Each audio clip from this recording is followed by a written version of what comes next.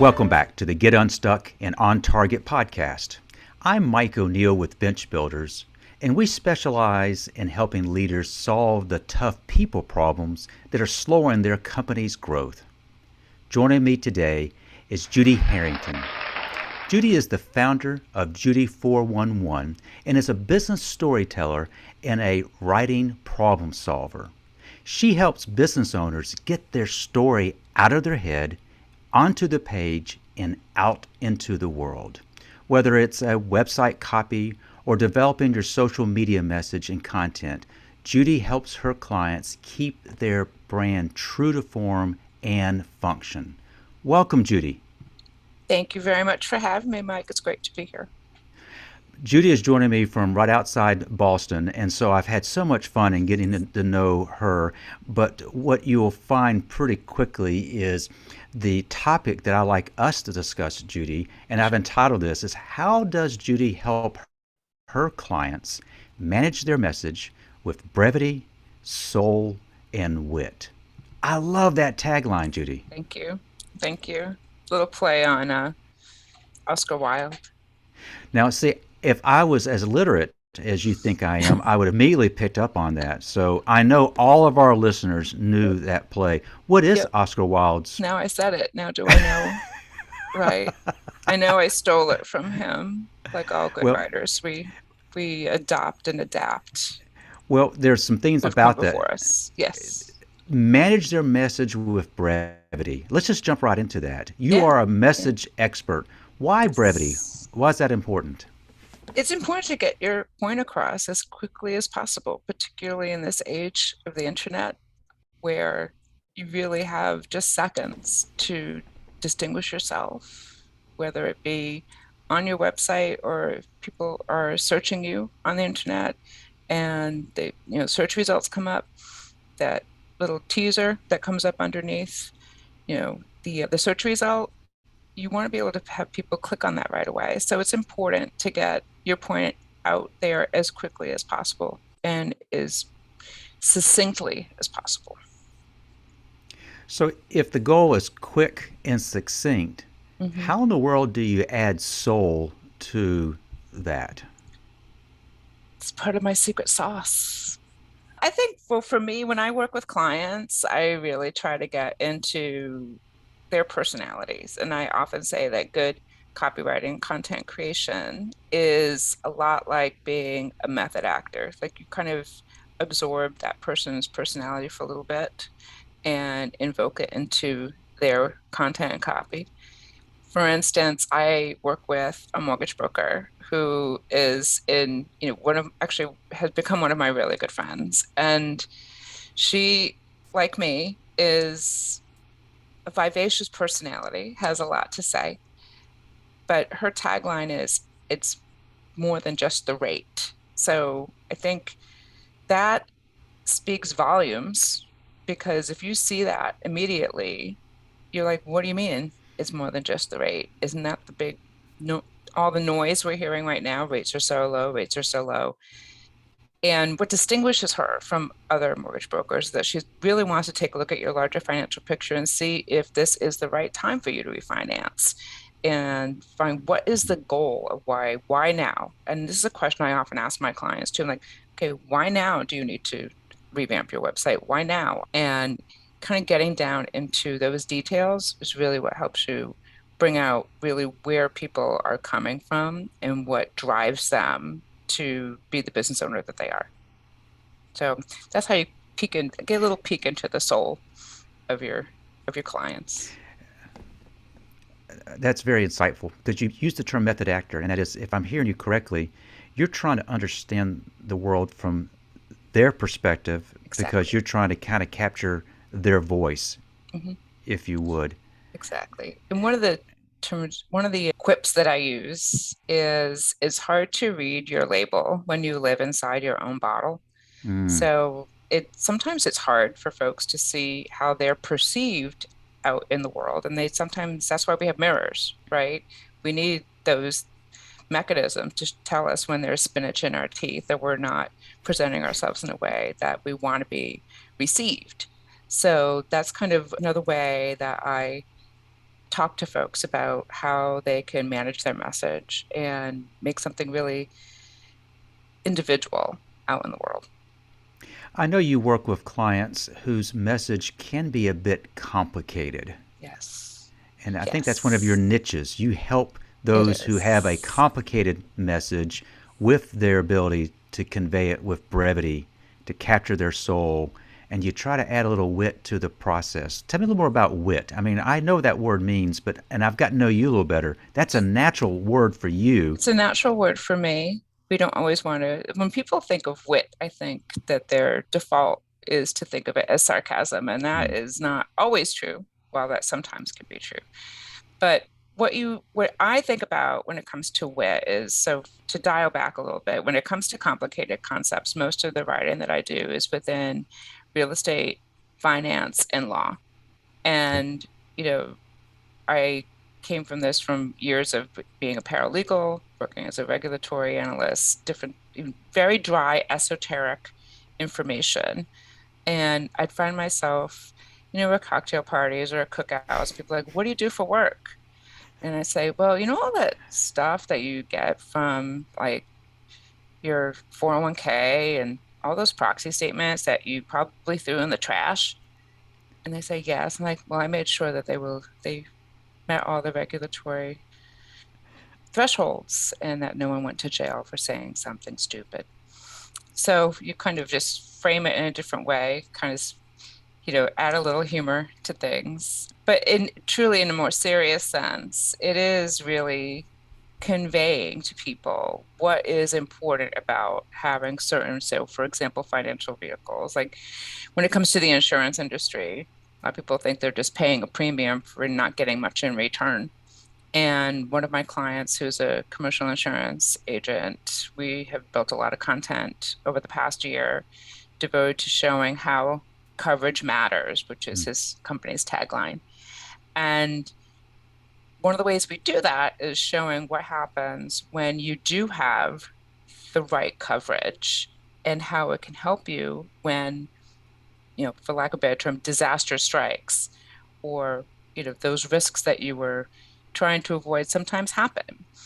And so I think that's a better way of approaching showing the importance behind insurance than telling people all these doom and gloom stories. Well, they didn't have the right car insurance or they didn't have this coverage, and look what happened. It seems very shameful, but really celebrating and displaying for people what happens when you do have the correct coverage and how it does help you in the long run is a better way to frame it.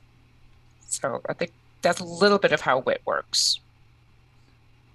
You know, it's hard to me imagine adding wit to some of the dull subjects that you might have to kind of deal with.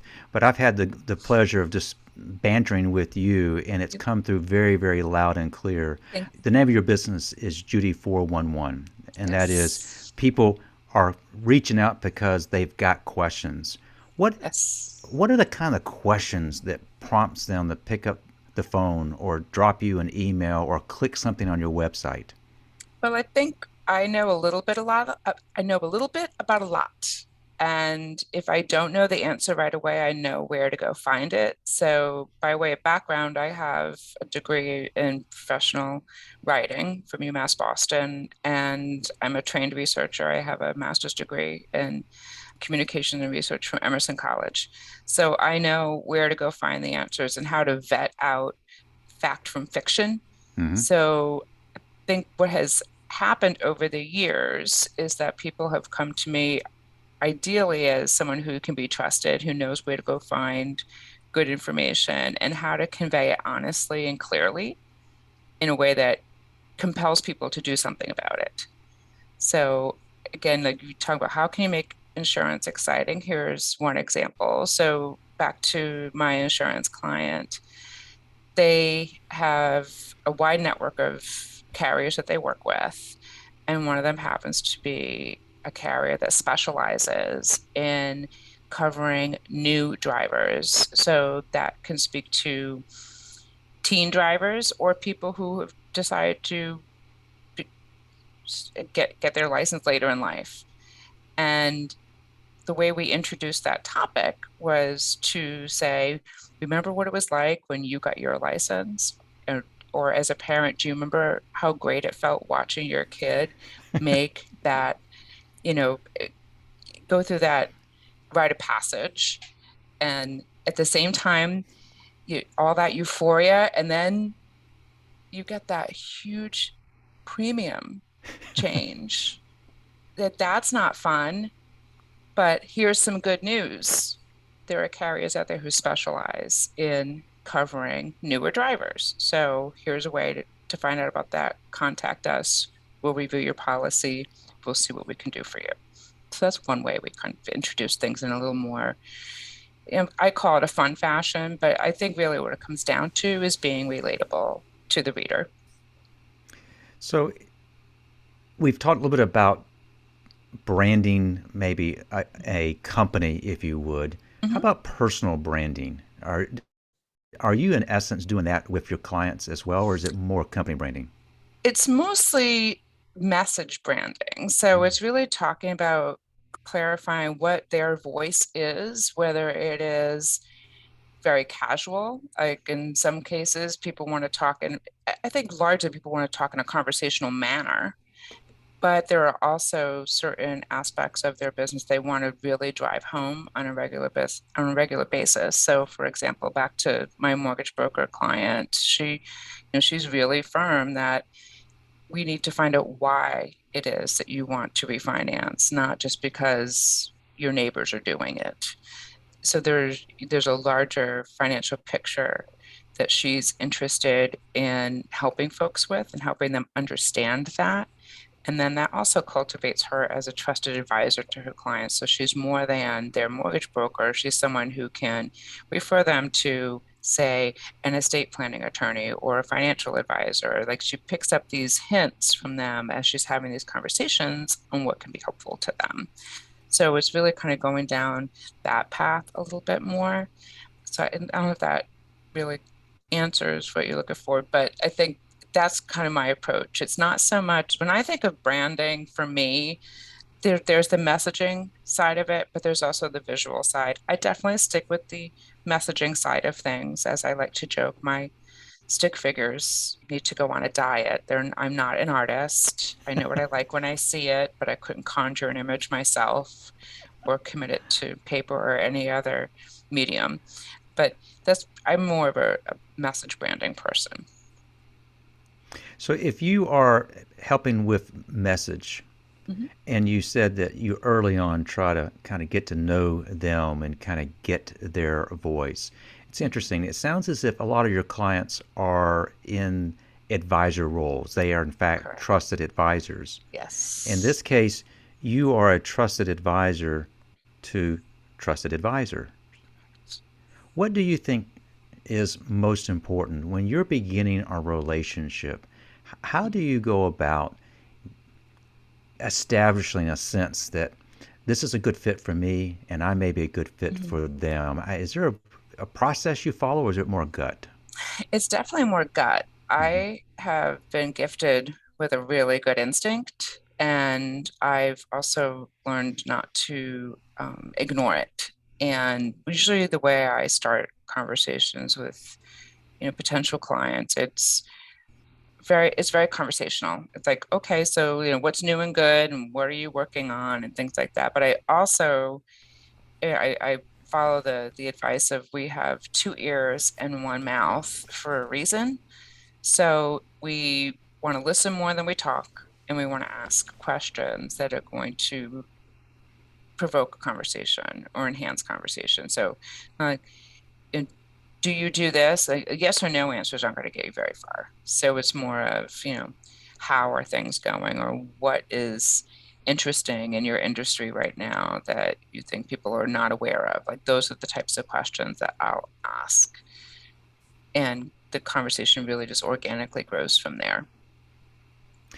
Judy, you said something earlier that caught my attention for two reasons. Mhm. One, literally within the last hour, I've heard this said by two different people, and that is in early in the conversations, for you as you're Mhm. talking to a potential client, you Mhm. ask that client, okay, now I know what it is you're looking for, but you ask them, why now? Yes. Yep. Elaborate on that. Why is that such a powerful two-word question? Well, you'd be surprised what answers I hear. And people are like, well, I think I'm supposed to check, I'm supposed to update my website every 2 years. I'm like, okay, well, have you changed your service offerings a whole lot? Are you looking to cultivate a different type of client?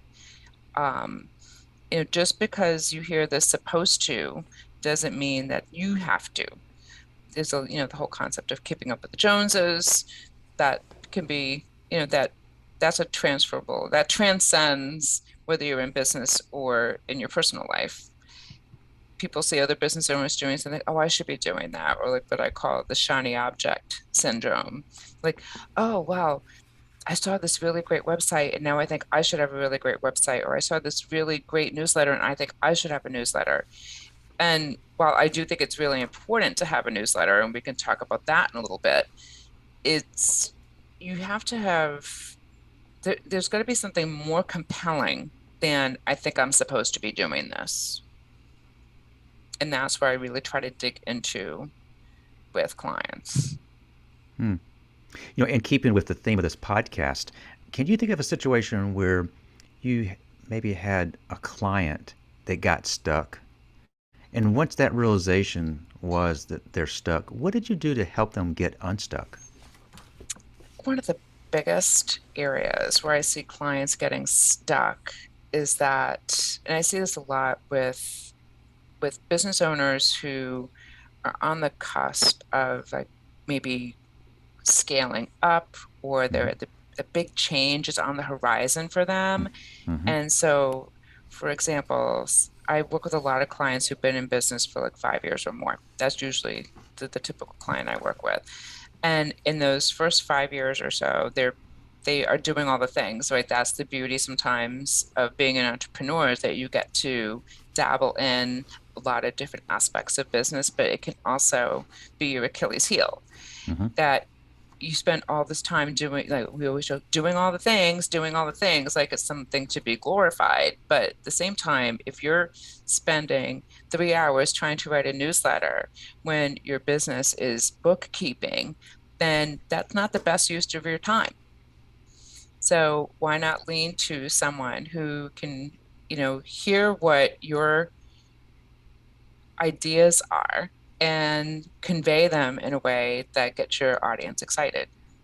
So sometimes letting go of that task can feel like there's something about it that people feel like they're letting go of some control over it, when Mm. actually it frees them.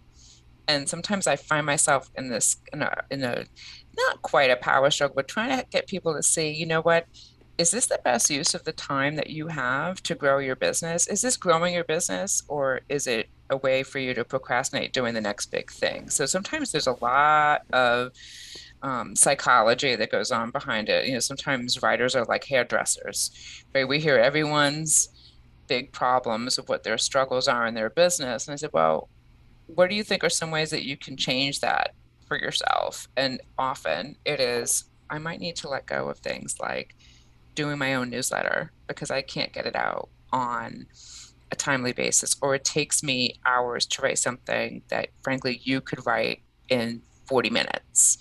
So I think sometimes people, and I've done this too, sometimes we get in our own way because we think we have to be doing all the things because that's what it is to be an entrepreneur.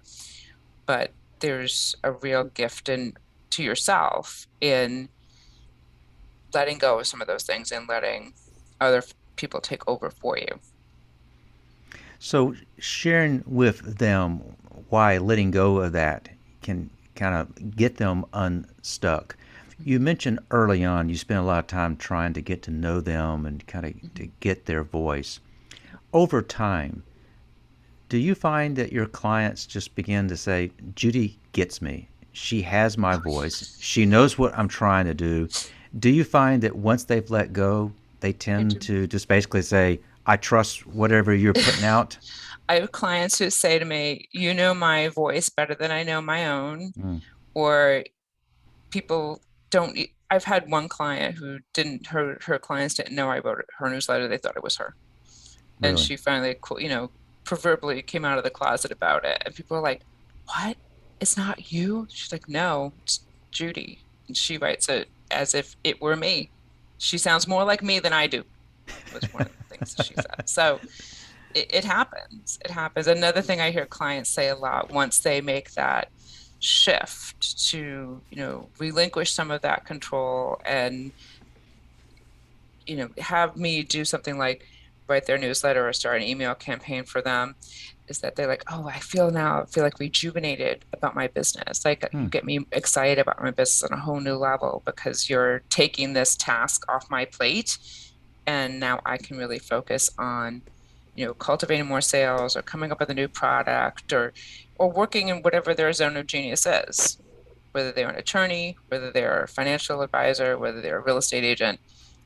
Those are things that's where that you started this because you wanted to do the thing you know how to do best. And that may or may not always be writing your newsletter at the same time. Now, Judi, you have shared with me prior that when you're not writing for clients, you're writing for yourself. I am. Can you share a little bit about what you're working on? Sure, sure. I am lucky enough to be able to be working on a book right now, which is a lifelong dream of mine. I've always wanted to write a book, and I have over the many years cultivated a whole collection of memoir type humorous stories that are now being pulled into a book. So, as I like to say, they are a collection of salty stories in the memoir humor genre, and that I'm working on that book. It is going to be available for pre-sale probably in spring of 2022. The title has yet to be determined. There are a couple in the running. They're all quite salty and sarcastic. I'll leave it at that. But I am really looking forward to seeing that come out into the world, just like I do for my clients, that get these thoughts out of my own head onto my own page and out into the world for myself is another is a great source of joy for me. So that is in the works. Well, I'm excited for you. Now, Thank you've you. been collecting these for years, but is Yes. putting these things down in a format that would appear in a book, is it relieving you to get these things kind of memorialized? Oh yeah, totally. It's great. And you know what? It's the same, it's fundamentally the same thing. Like I was talking about with, entrepreneurs, sometimes they feel like they have to do all the things. What held me back from getting this book published was that I thought I had to go and learn how to do all the self-publishing things. Mm-hmm. And finally I just said, Judi, you can find professionals who do that. I'm sure they're out there, and literally just by that thought alone, through a networking partner of mine, she put me in touch with the company I'm working with. Just sometimes the thought itself just manifests the result. So I'm very blessed. So, Jude, you know that our listening audience, these are decision makers, these are business owners, these are entrepreneurs, these are people who, when they make a decision, has impact. Mhm. Sometimes that can really kind of mire us down. What do you do personally to keep fresh? In terms of, So you don't get stuck in a rut. so I don't get stuck. Yeah. Um, Rest is best. Hmm. Actually, true story. This weekend, I didn't do a whole lot of writing. I spent a lot of time reading and a lot of time listening to podcasts and kind of freeing my brain from my usual engagement on a screen or with a pen in my hand. Sometimes you just really need to stop, put a pause on going at 90 miles an hour. I think that's also very American. We are very much we take less vacation time than any other country in the world. We tend to glorify working through the weekend. And while I often say that my work doesn't feel like work because I love what I do, there's really only so many words that one person can be expected to churn out in one day. Sometimes I've been known to really try and push that limit, but this past weekend I said, nope, going to hit the pause button, going to sit and read and sleep in, go for a walk, leave my house, see some people, do things that are not necessarily directly related to your business. I think that's a great way to kind of free yourself up. Judi, you work with people in all sorts of industries. Yes. You've shared a little bit about kind of how you help them. Mhm. Tell us a little more about you. What maybe I should have asked about you that would kind of give our listeners a better feel for who you are and how you help them?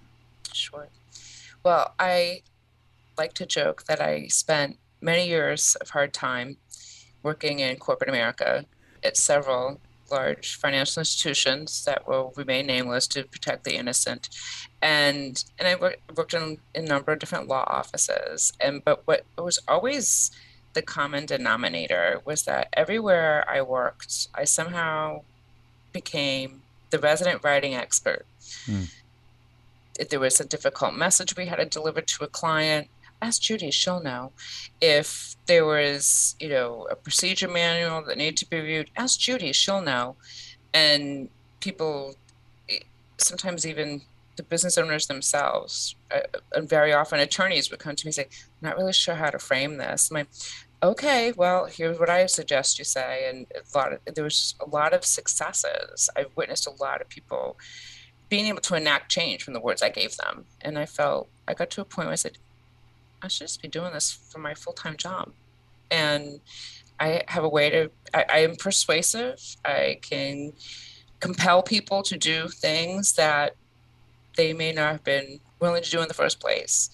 And I think that is the essence of really good copy and content writing, is that you're persuading people to look at something differently, to consider things that they've previously overlooked or maybe things they've misunderstood, get a different perspective, and then decide they're going to act on it. And that's the essence of marketing, is getting people to do something. And I seem to have a knack for it. So that is how I've come to this juncture in my career. But it's really from years of honing a craft, always writing. I've always been drawn to the written word, and just picking up a lot of different, as I said before, I know a little about a lot, and just picking up nuggets of wisdom along the way. So I have enough working knowledge to discuss with financial advisors how the market's working, or I get into the details of how different financial products work. With attorneys, I can get down into the details of what it is that they do and what's different about them versus other attorneys, or what their philosophy is, say, about estate planning or litigation, and what they do when they don't do. And so again, like, I kind of just get more into the details of what people are doing and try to find a common way to bridge that communication gap between them and the people they're looking to bring on as clients. Judi, what prompted me asking you to be on this podcast is we had kind of a one-on-one conversation, and Judi, you're a real hoot. I love your sense of humor, and when I learn more about the kind of clients you often work with, it just struck me as what a dichotomy, and that is, no offense, but some of the things you're working on strikes me as just boring. It's boring. Yeah. Boring. You got a boring topic? Bring it to me. I love talking about boring things. People are like, what? Like, again, here's a topic that no one wants to hear about: artificial intelligence. Mm-hmm. Just wrote a blog post about it for a company that creates these, content mining. They have these products that kind of read data at a large level and get into the meaning of what clients are saying, and helping people, leverage artificial intelligence. Like, basically, like Siri, that's artificial intelligence. When you think about that, that's really what it is. And talking about that topic, I was like, yeah, sure, sign me up. People are like, you're gonna write about what? I'm like, yes, ton of fun. Like, I don't know. I used to read the dictionary as a kid. I'm just drawn to dry, esoteric things and then figuring out how to, it's like using a word of the day in some way, shape, or form. And, putting those messages out in the universe. I don't know what it is. My therapist doesn't either. But this is what I'm doing. I don't know what else to say. Yeah. If it's a complicated topic, I'm your gal. And reading Preface. a dictionary for as a kid, yes, that well, I mean, it obviously has worked well. It reinforces. Let's see, you know a little bit about a lot of things. That's how the 411 came along. It actually is a nickname that friends gave me years ago because in addition to, having all this, you know, professional knowledge, there is a phenomenon in the world where I am almost always the person chosen out of a cast of thousands to ask directions, what time the bus is coming. People just stop it. Like I joke that I'm the world's most approachable woman, that people stop before in pre-pandemic or BQ, before quarantine, as I call it. People would be walking along and people would, stop and ask me all sorts of things. They're like, why do they ask you? Why don't they ask me? I'm like, I don't know. I look like I know what's going on. Somehow I'm always mistaken for being in charge. Like I've been literally mistaken for an accountant, an attorney, a professor, an airline pilot. The list goes on. But there's something about me that just exudes this beacon of knowledge coming out of my head. I, I, I fought it for a long time, and now I just said, you know what? This is my place in the world. I'm going to make something out of it. And that's how one of my friends said, you're like a walk-in information booth, Judy 411. And that's how it all started. For those who are watching, they can automatically see why you could be mistaken for all of those. For those who are listening, if you have heard something that Judi has said and you want to reach out, Judi, what's the best way for folks to reach out to you and connect with you online? The best way is to first check out my website, which is judi411.com. It's Judi 411, the numbers.com.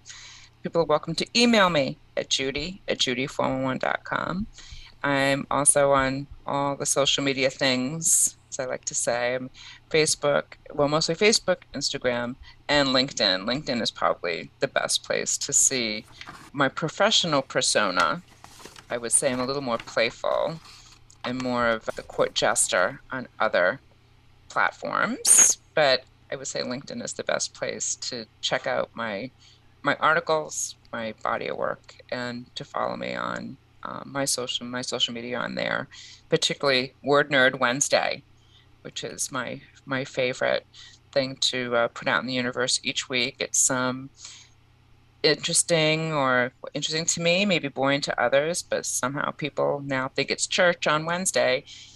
Some little known fact about words or language or writing, and it enjoys a really good following. So I would say check out Word Nerd Wednesday and come along for the ride. Well, we're going to include all of that in the show notes. We're recording this on a Monday afternoon, so now I can't wait for Wednesday for Word Nerd Wednesday. I hope I'm saying that right. Word Nerd Wednesday. I know it's a tongue twister, which is part of the fun of it. I really am a nerd. You have been a very entertaining nerd, and we've learned a lot. Thank you. Judi, thank you. I my appreciate it. I'm glad. I No. also want to thank our listeners for joining us today. Every Thursday we upload the latest episode to all the major platforms. So if you haven't already, please subscribe. So here's my question for you. Are people problems keeping you up at night? If yes, let's talk. Head to bench-builders.com to schedule a quick call. We'll explore ways to help you solve your people problems so you can again focus on growing your business. So I want to thank you for joining us, and I hope you've picked up on some tips from Judi that will help you get unstuck and on target. Until next time.